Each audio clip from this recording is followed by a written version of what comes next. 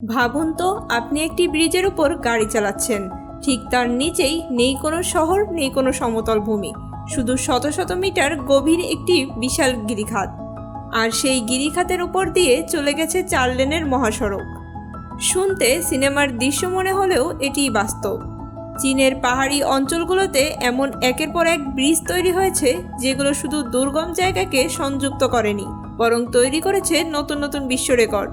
কিন্তু সবচেয়ে অবাক করার বিষয় হলো 2025 সালে চীন এমন একটি ব্রিজ তৈরি করেছে যার রাস্তা নদীর প্রায় 625 মিটার উপরে। কিভাবে সম্ভব হলো এই অসম্ভব নির্মাণ? আজকের ভিডিওতে দেখাবো এমন 6টি ব্রিজ যা অবাক করে দিয়েছে আমেরিকা সহ পুরো বিশ্বকে। চিশুই রিভার ব্রিজ। চীনের গুইঝৌ এবং সিচুয়ান অঞ্চলের ভূখণ্ড এতটাই দুর্গম যে এখানে একটি সাধারণ রাস্তা তৈরি করাও বড় চ্যালেঞ্জ। এই পাহাড়ি ভূখণ্ডের মধ্যেই তৈরি হয়েছে চিশুই রিভার ব্রিজ। প্রায় 618 মিটার দীর্ঘ এই 4 লেনের ব্রিজটি তৈরি করতে প্রকৌশলীদের মোকাবেলা করতে হয়েছে খাড়া পাহাড়, গভীর উপত্যকা এবং জটিল জিওলজিক্যাল কন্ডিশনের সঙ্গে। এখানে সবচেয়ে বড় সমস্যা ছিল ব্রিজের দৈর্ঘ্য নয়, ব্রিজটি কোথায় বানানো হবে সেটিই ছিল আসল চ্যালেঞ্জ। আর এই চ্যালেঞ্জ থেকেই চীনের পাহাড়ি ব্রিজ নির্মাণ আরও উচ্চতায় পৌঁছাতে শুরু করে। Green juice bridge. এবার চলে যাই উন্নান প্রদেশে। এখানে রয়েছে গ্রিন জুস ব্রিজ, যা একটি single pylon single span suspension bridge.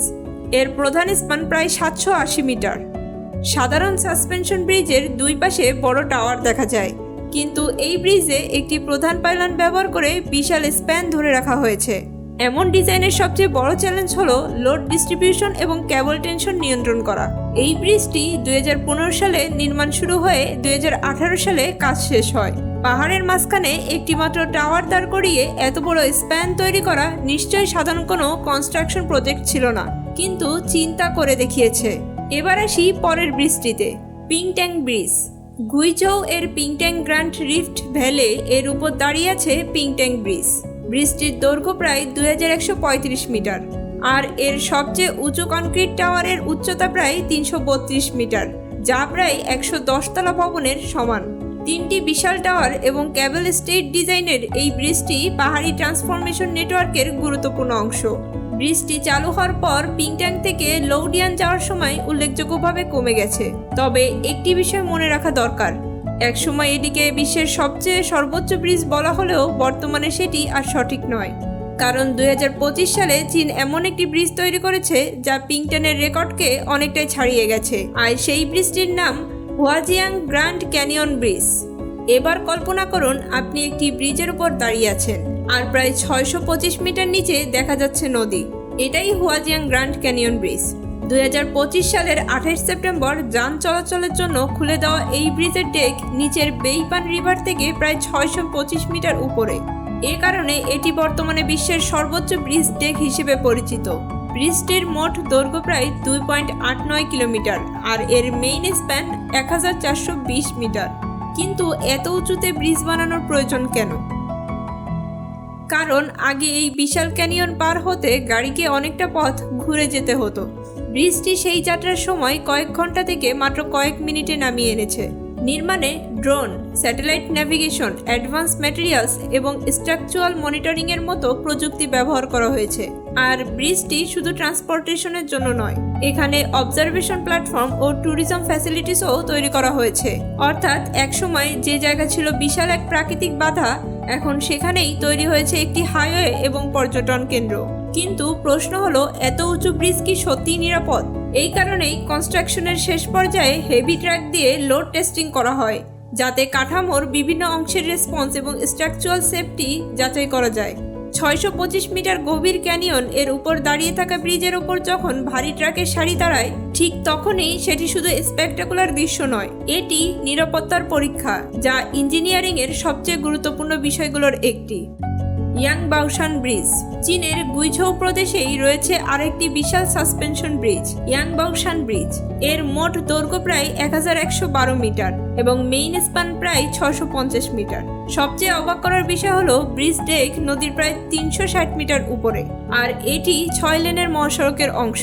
এ ধরনের ব্রিজে শুধু স্টিল ও কনক্রিট শক্তিশালী হলেই হয় না, প্রকৌশলীদের হিসাব করতে হয় বাতাসের চাপ, ট্রাফিক লোড, ভূমিকম্পের সম্ভাবনা এবং পাহাড়ের জিওলজিক্যাল স্টেবিলিটি। কারণ এই ব্রিজটি যত উঁচু হয় ভুলের সুযোগ তত কমে। চীনের সবচেয়ে বড় ব্রিজ প্রজেক্টের গল্প এখনো বাকি। এবার আমরা পাহাড় ছেড়ে চলে যাব সমুদ্রের দিকে। Hong Kong Zhuhai Macau bridge. এটি শুধু একটি ব্রিজ নয়, এটি একটি বিশাল transportation system. Hong Kong Zhuhai Macau ব্রিজের পুরো সিস্টেম প্রায় 55 কিলোমিটার দীর্ঘ। এর মধ্যে রয়েছে bridge, connecting road, artificial island এবং সবচেয়ে অবাক করার অংশ সমুদ্রের নিচে টানেল। এই আন্ডার ওয়াটার টানেলের দৈর্ঘ্য প্রায় 6.7 কিলোমিটার। কিন্তু ব্রিজের মাঝখানে টানেল কেন? কারণ এই অঞ্চলটি অত্যন্ত ব্যস্ত শিপিং রুট। বড় জাহাজের চলাচল স্বাভাবিক রাখতে প্রকৌশলীরা সমুদ্রের একটি অংশের নিচ দিয়ে টানেল তৈরি করেছেন। অর্থাৎ গাড়ি প্রথমে ব্রিজের উপর দিয়ে যাবে, তারপর সমুদ্রের নিচে ঢুকে যাবে, আবার টানেল থেকে বের হয়ে ব্রিজে উঠে আসবে। এই প্রকল্পে প্রায় 22.9 কিলোমিটার ব্রিজ স্ট্রাকচার এবং 6.7 কিলোমিটার ইমার্স টানেল রয়েছে। আর এই পুরো সিস্টেম হংকং, জুহাই এবং মাকাওকে দ্রুত ট্রান্সপোর্ট নেটওয়ার্কের সঙ্গে যুক্ত করেছে। আর এটাই এই প্রকল্পের সবচেয়ে বড় সাফল্য। এখন প্রশ্নটা আসতেই পারে, চীন কি শুধু বিশ্ব রেকর্ড তৈরির জন্য এইসব ব্রিজ বানাচ্ছে? আসলে বিষয়টি তার চেয়ে অনেক বড়। চীনের গুইঝৌয়ের মতো অঞ্চলে পাহাড় এবং গভীর ক্যানিয়ন ট্রান্সপোর্টেশন এর বড় বাধা। একটি ব্রিজ যখন এই বাধা সরিয়ে দেয় তখন শুধু গাড়ি চলাচল সহজ হয় না, শহর ও গ্রাম হাইওয়ে নেটওয়ার্কের সঙ্গেও যুক্ত হয়, পর্যটন বাড়ে, পণ্য পরিবহন দ্রুত হয় এবং দুর্গম অঞ্চলগুলো অর্থনৈতিকভাবে আরও অ্যাক্সেসেবল হয়ে ওঠে। হুয়াজিয়াং ব্রিজ তার সবচেয়ে ভালো উদাহরণ। একটি বিশাল ক্যানিয়ন যেটা একসময় ছিল ট্রান্সপোর্টেশনের বাধা, আজ সেটি হয়ে উঠেছে বিশ্বের অন্যতম আলোচিত ইঞ্জিনিয়ারিং ল্যান্ডমার্ক। আজ মানুষ 625 মিটার গভীর ক্যানিয়নের উপর হাইওয়ে তৈরি করছে, 1420 মিটারের সাসপেনশন স্প্যান তৈরি করছে, আর সমুদ্রের ওপর ব্রিজ বানিয়ে সেটিকে আবার পানির নিচের টানেলের সঙ্গে যুক্ত করছে। তাহলে প্রশ্ন হলো, এরপর কি? আরো উঁচু ব্রিজ, নাকি দীর্ঘ স্প্যান, নাকি এমন কোনো জায়গায় সেতু তৈরি হবে যেখানে আজ আমরা কল্পনাও করতে পারছি না? সম্ভবত উত্তরটা লুকিয়ে আছে চীনের পরবর্তী মেগা প্রজেক্টের মধ্যে।